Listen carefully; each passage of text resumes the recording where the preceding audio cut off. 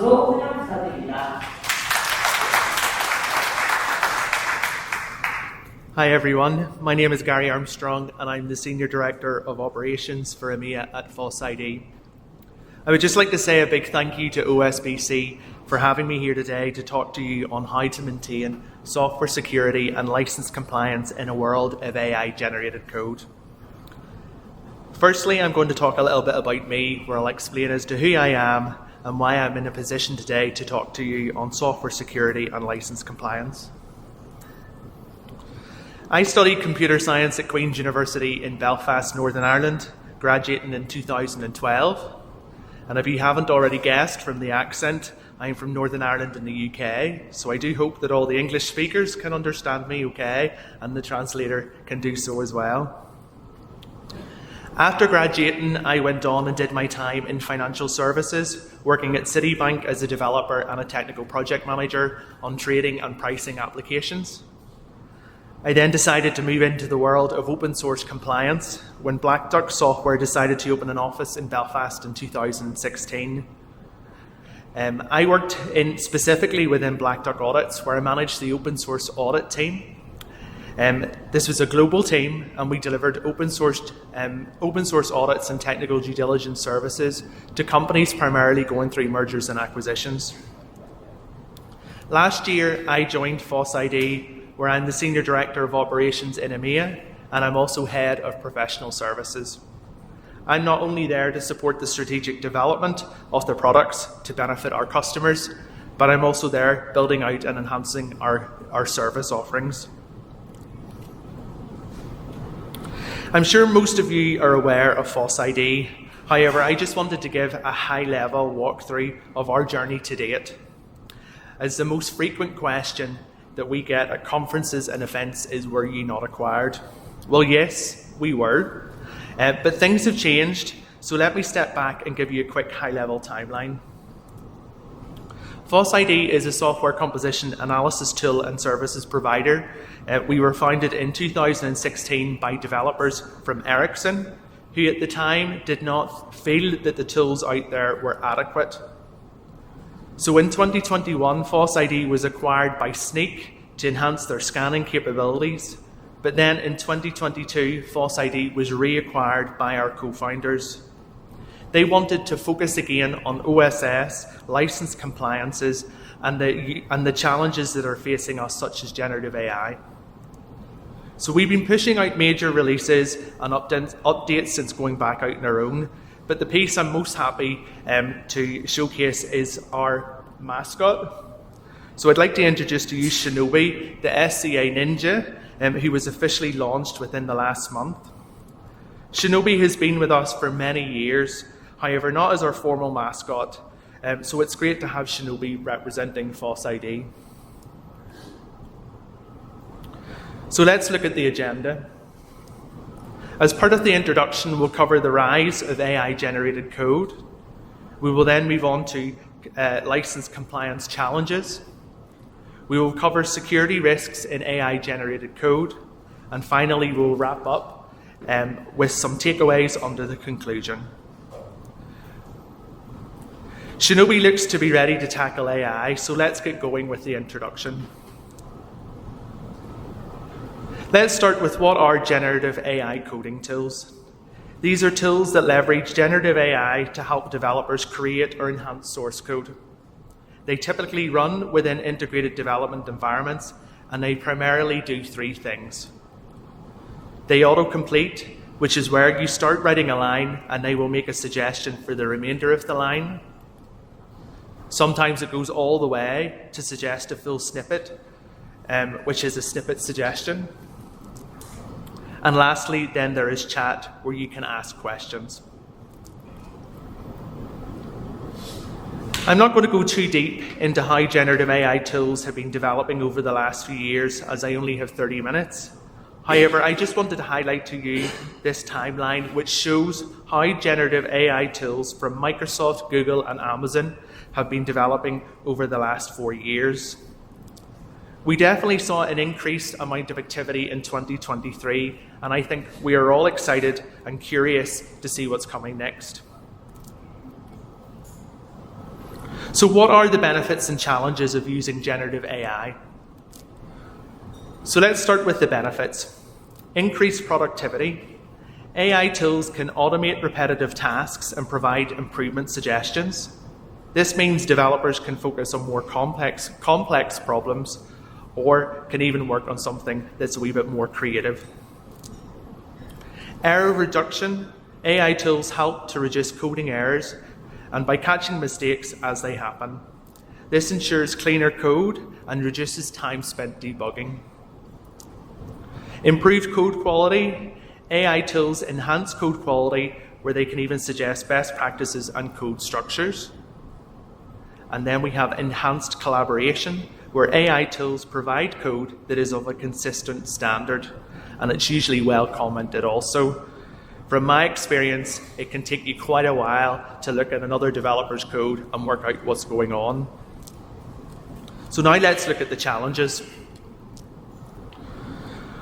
You can have over-reliance on AI, where developers can become over-dependent on AI tools, where they could potentially lose some coding skills. There's also bias in AI algorithms, where AI models can inherit biases from the data they're trained on, which could lead to unfair code suggestions. You then have security risks, where AI-generated code could introduce security vulnerabilities. And then there could be issues with license compliance, as AI-generated code may incorporate copyrighted material which violates the terms of the license. So the two challenges we're going to focus on today are security risks and license compliance. Up next in the agenda is license compliance challenges and how to ensure license compliance with AI-generated code. Shinobi looks ready to do some tests on generative AI. However, first of all, I would like to take a step back and look at the definition of a copyright. So a copyright is the legal right that grants the creator of an original work, whether it's a book, a piece of software, or even a photo, and we grant them the exclusive rights to its use and distribution. They can reproduce, perform, modify, and in the case of software, execute and compile. This is with the intention of enabling the creator to receive a compensation for a limited period of time.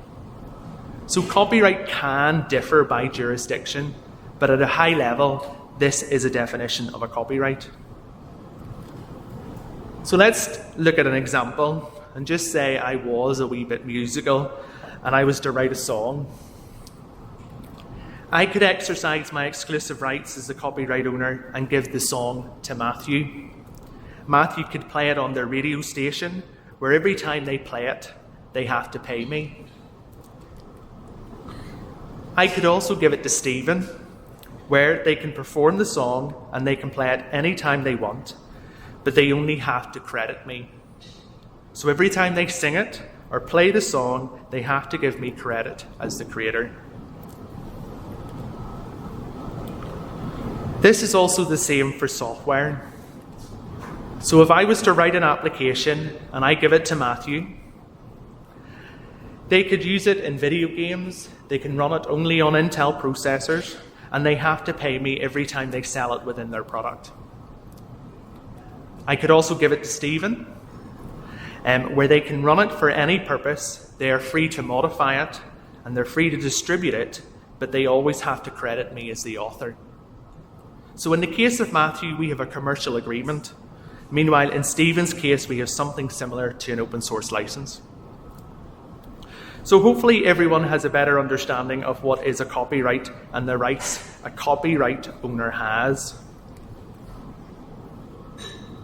But what about works that are not created by a human?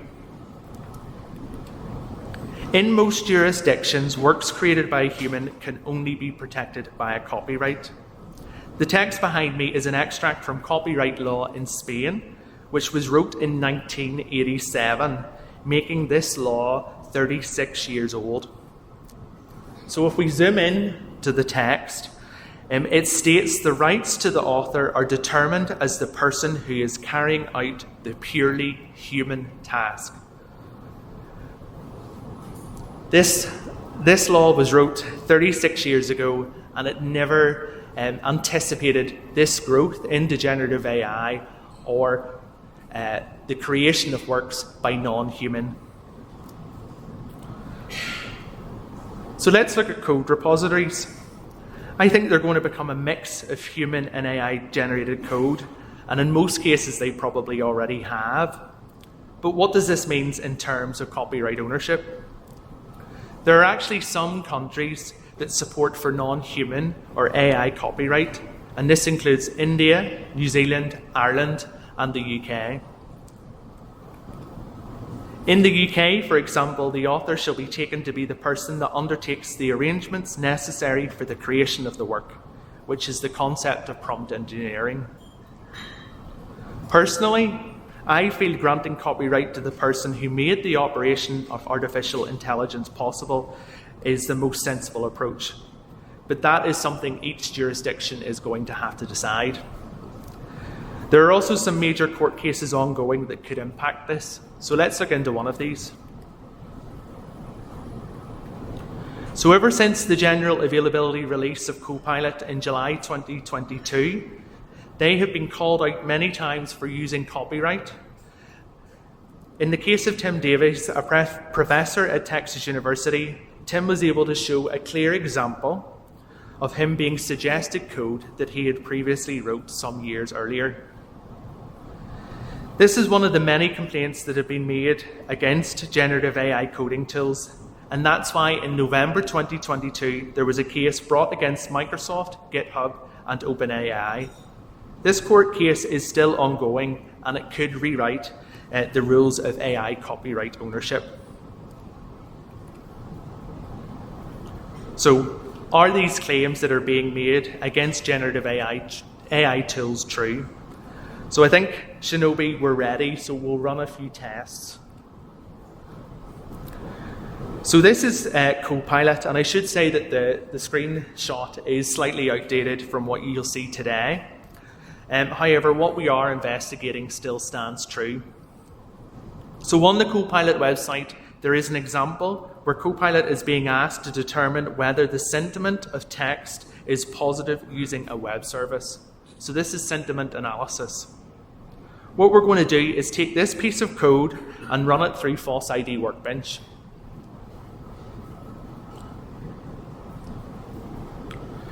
So in FossID Workbench, we have a snippet search tool where you can plug in a snippet of code and run it against the knowledge base to see whether there are any potential matches to open source and third-party components. So if we hit go, you'll see the matches down the bottom, and you'll see in the top right the match of the code. So in this example, we can see there are matches to GitHub projects. You can tell this because there are GitHub logos against each of the matches. All of these matches are 100%, and they go back to 2022.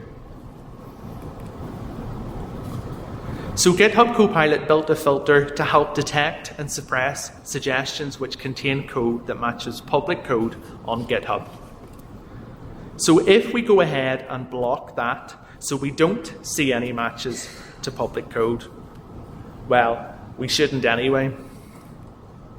So what we're going to do is go back to the main page of Copilot, and instead of pulling in the code, we're going to pull in the prompt, and we're going to have Copilot suggest code with new settings in place. So we pulled the code prompt into Visual Studios, and we will have Copilot provide a suggestion. So in the box, we have a suggestion made by Copilot. And unfortunately this time, I don't need to run it through FossID Workbench because the example or the suggested code that they provided matches exactly to that is shown on the Copilot. And as we have already tested, this code matches to components and projects on GitHub. So it's clear that Copilot is not filtering publicly available code in GitHub. However, what about code that's coming from outside GitHub? So this time we're going to run a new test or a new example of creating an instance of a YouTube player, and we'll do this in Visual Studios. So if we open up GitHub Copilot to see the suggestion, we can see if we've been provided a solution. So that's the solution on the right-hand side, and if we accept that, it pulls it into our file. And again, as we've done before, we're going to copy this code and run it through FossID Workbench. So if we hit go again, we're going to see the results. And we're getting quite a lot of matches this time. The first one matches to a GitHub project, as we can see from the icon. However, the second one, which is highlighted with the blue boxes, is coming from outside of GitHub, and it is under the Creative Commons Attribution Share-alike license. This is a weak copyleft license. If we follow the link for this, it takes us to Stack Overflow. And as you can see in the top right, this is the author and release date of the match that we were seeing coming from 2014. Yes, it was only a 44% match, but it is still a match to weak copyleft code outside of GitHub. So GitHub Copilot is clearly using code from both inside and outside GitHub as training data. But how does other tools compare? So let's run a test in ChatGPT. So I'm using an example that our founder, John Aldana, had found earlier this year, and he's asking ChatGPT to write a tic-tac-toe game in Python. So let's see what it comes back with. So it's come back with a simple implementation of tic-tac-toe. So as we've done before, we will run this through Workbench.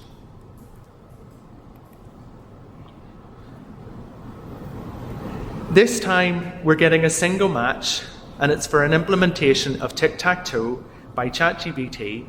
It's a 36% match to a file on GitHub, and it's under an MIT license.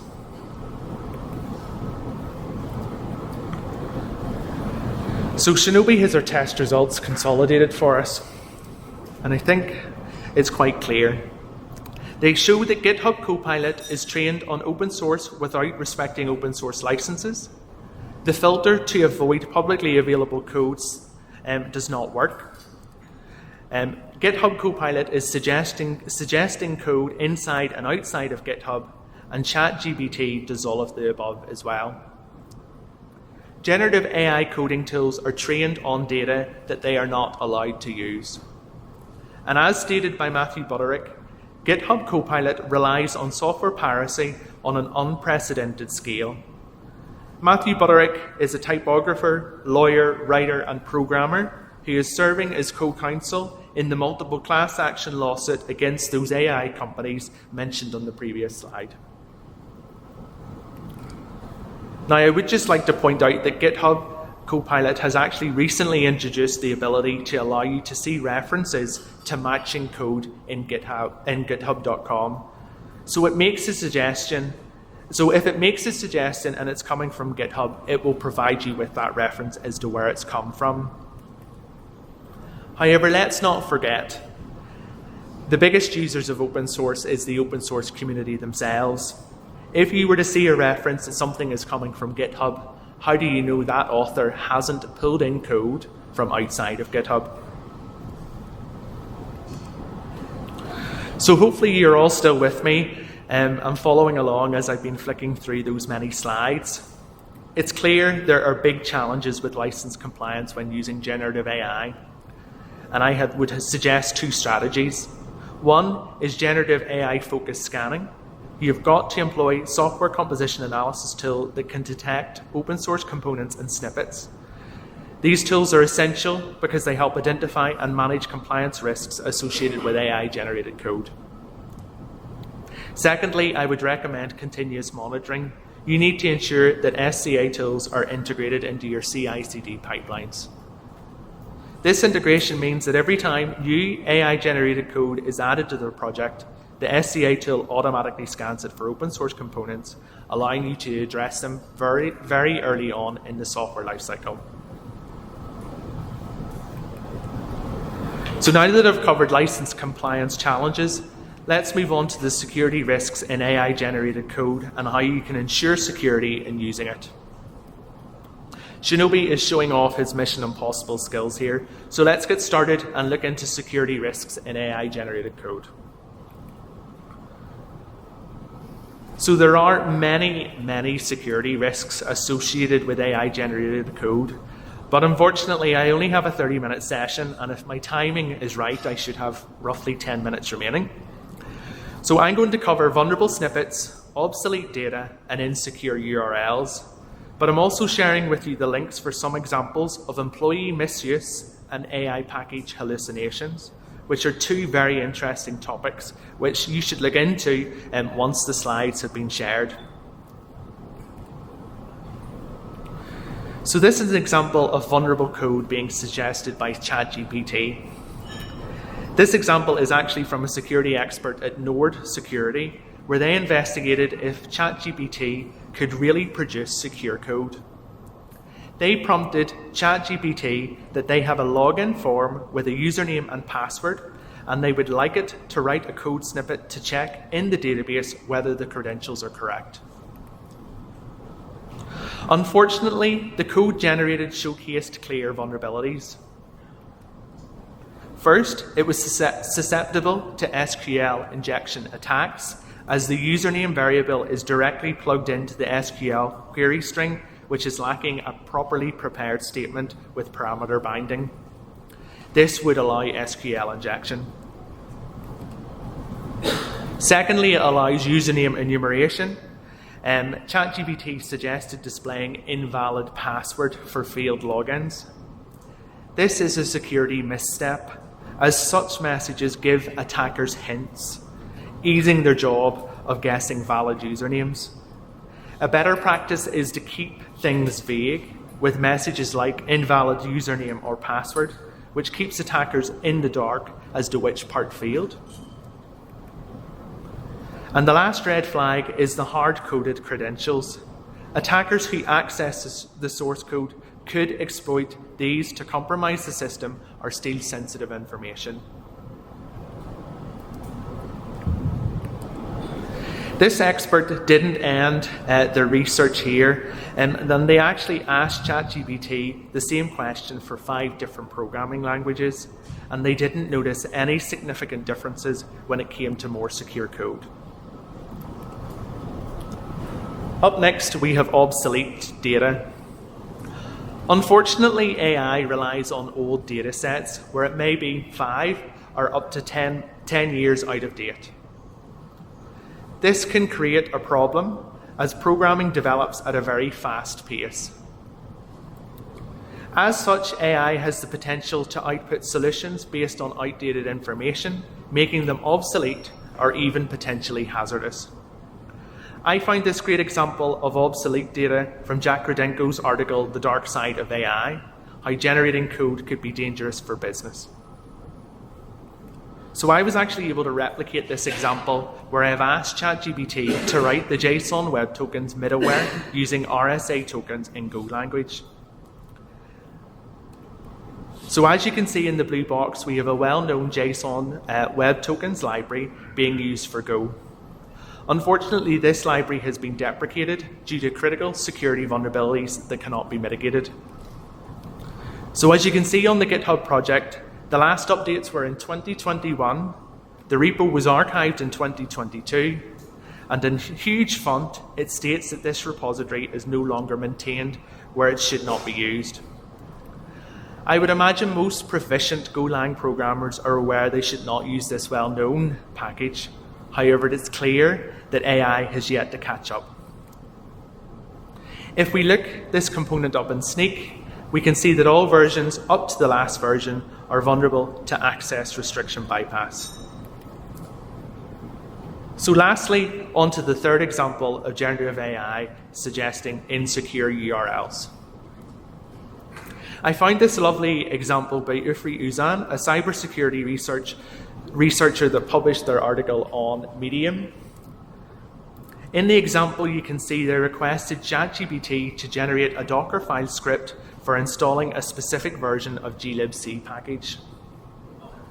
The Docker file generated by ChatGPT used an HTTP URL for downloading the file rather than using a more secure HTTPS. The researcher also ran this test with ChatGPT 3.0 as a comparison, and as you can see in the top right, it provided an HTTP URL. In this case also, the URL was not valid, as the file name does not actually exist, and you can see that below with what is the actual file name. So what is quite funny is that the researcher actually asked ChatGPT what are the risks of installing a file using wget via HTTP and HTTPS. It highlighted all of those security risks. ChatGPT has highlighted the risks very well, but unfortunately it didn't prevent these risks in its suggestion. The researcher went on to ask ChatGPT to fix itself, where it generated a new Docker file that downloads the package from a secure URL using HTTPS instead of HTTP. It is good that ChatGPT was able to fix the issue. However, it only takes it to happen once for that issue to be introduced into your code base. So to mitigate the security risks associated with generative AI, you should implement a robust code review and validation process. You need to ensure that all AI-generated code undergoes thorough review and validation by an experienced developer before it's integrated into your code base. This could involve automatic static analysis, which is scanning for vulnerabilities, deprecated functions, insecure URLs, and outdated libraries. Manual code review, where you implement a mandatory manual review process with experienced developers reviewing the AI-generated code for security issues. You could conduct security testing, including pen testing, possibly on a regular basis. And lastly, an approval workflow where AI-generated code must be approved by security experts. So finally, on to our conclusion. From a license compliance perspective, we saw that Gen AI tools are being trained on open source where the licenses aren't being respected. Gen AI tools are suggesting code that matches to that of open source and third-party components, and filters to exclude publicly available code don't work. From a security risk perspective, Gen AI tools are suggesting vulnerable code, obsolete data, and insecure URLs. And they are only the 3 security risks that we looked into. The key takeaways to ensure you maintain software security and license compliance in a world of generative AI: you should ensure generative AI focused scanning with continuous monitoring, and you should implement robust code review and validation processes. As Shinobi waves goodbye, I would just like to thank everyone for your time today and OSBC for having me here. Thank you.